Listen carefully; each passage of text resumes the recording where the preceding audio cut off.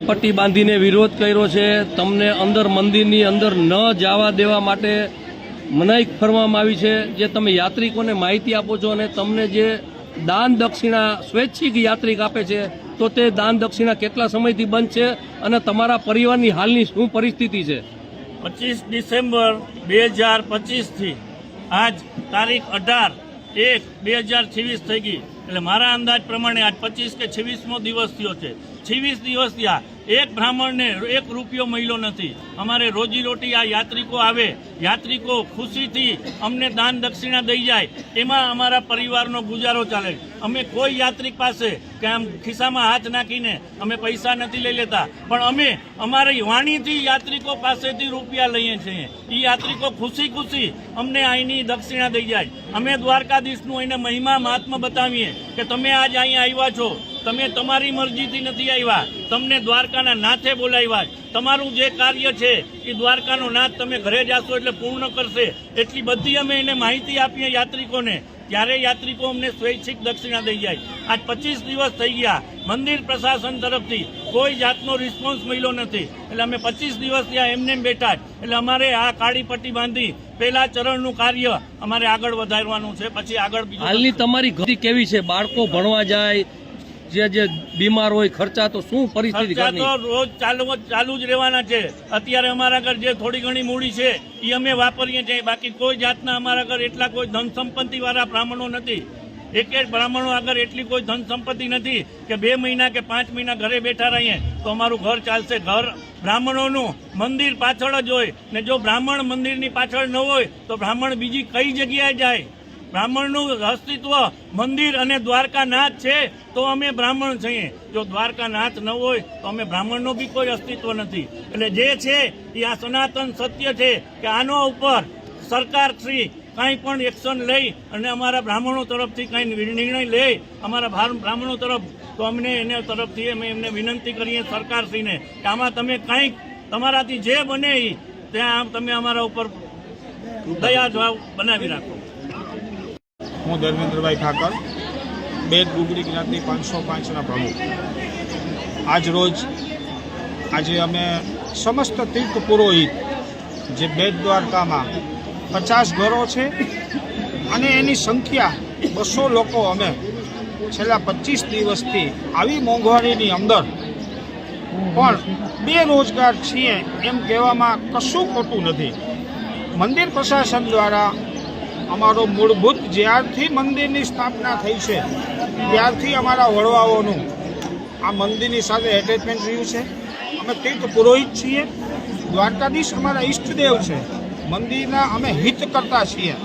આવું બંધારણીય અધિકાર અમારો છે કે અમે મંદિરના હિત કરતા છીએ। તો થોડા સમયથી મંદિર પ્રશાસન દ્વારા કેન પ્રકારે કોઈ પણ કારણ વગર અમને યજમાન વૃત્તિ કરવાની ના પાડવામાં આવી છે કે તમે લોકો આવી રીતે અલગથી યજમાન વૃત્તિ નહીં કરી શકો। તો બધાને ખબર છે આ ગામની પરિસ્થિતિ શું છે, કેટલા લોકો કેટલી સંખ્યામાં રહે છે।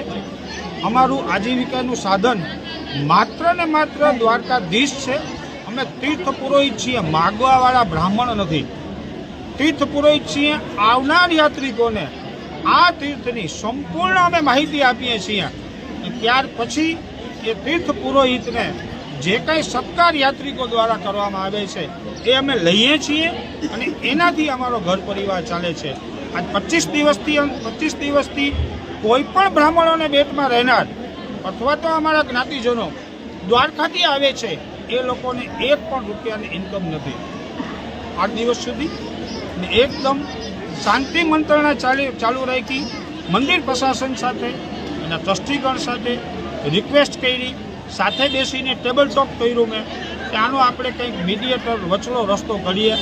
મંદિરને ખબર છે કે જ્યારે મંદિરની સ્થાપના થઈ ત્યારે યાત્રિકો ઓછા આવતા હતા, અત્યારના અસંખ્ય યાત્રિકો આવે છે। તો ઠીક છે, મંદિર પ્રશાસનને પણ એવું હોય, પણ દરેક વસ્તુના રસ્તા હોય।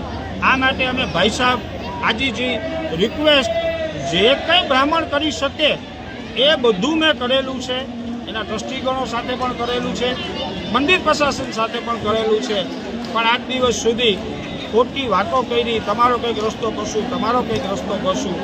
ગઈકાલે અમને બોલાવવામાં આવ્યા જ્યારે મંદિર પ્રશાસન દ્વારા, ત્યારે છેલ્લે એવું કહી દીધું કે 365 દિવસ તમારું અમે ચાલુ જ નહીં કરીએ.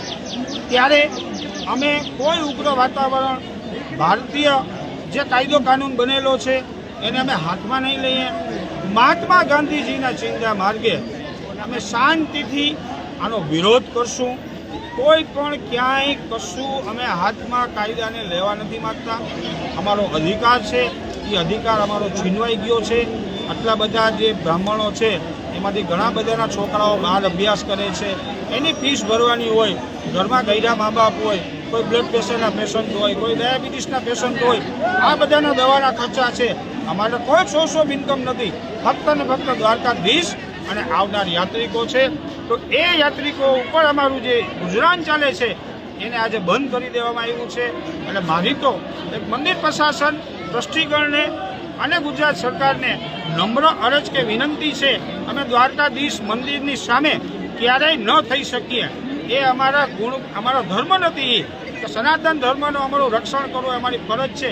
તો બધા પ્રશાસનિકને મારી હાથ જોડીને નમ્ર વિનંતી છે કે આનું ટેબલ ટોક કરીને કંઈ પણ રસ્તો કાઢો.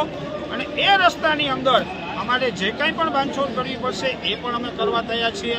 મંદિરના દરેક તહેવારો એ ગુગળી બ્રાહ્મણો જ ઉજવે છે, કેમ કે અમારા ઈષ્ટદેવ છે. એટલે અમારે તમને કહેવું ન પડે, અમને અન્યાયથી છે દ્વારકાધીશની ગરિમા જાળવીએ છીએ. અને ફરી કહું છું, ક્યારેય પણ અમારો કોઈ પણ જ્ઞાતિજન કોઈ કાયદો હાથમાં નહીં લે, કાંઈ પણ એવું અણસાખતું વર્તન નહીં થાય, કાંઈ બોલવામાં નહીં આવે. શાંતિથી ગાંધી ચિંધ્યા માર્ગે જ્યાં સુધી અમને ન્યાય નહીં મળે ત્યાં સુધી અમે આવું શાંતિપૂર્ણ કાર્યક્રમ કરતા રહીશું. જય દ્વારકાધીશ. પાઠશાળાના ભૂતપૂર્વ પ્રિન્સિપાલ આચાર્ય અને વર્તમાનમાં બેટ દેવસ્થાન સમિતિના સદસ્ય. મારું નામ છે પ્રમોદભાઈ ઉમિયાશંકર ભટ્ટ. હું છેલ્લા 6-7 વર્ષથી આમાં ટ્રસ્ટીમાં આવ્યો છું અને મેં આ બધું જોયું છે, અનુભવ્યું છે કે આ લોકો જે ગુગળી લોકો બ્રાહ્મણો છે, જેને કાંઠાવટિયા કહેવાય છે, એ લોકો એનો ધંધો કરે છે. ટ્રસ્ટીઓને કોઈ વાંધો છે જ નહીં.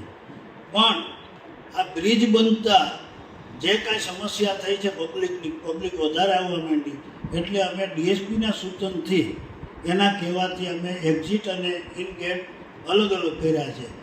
પશ્ચિમ તરફથી અંદર આવવાનું ગેટ છે અને પૂર્વ તરફના ગેટથી બહાર નીકળવાનું છે.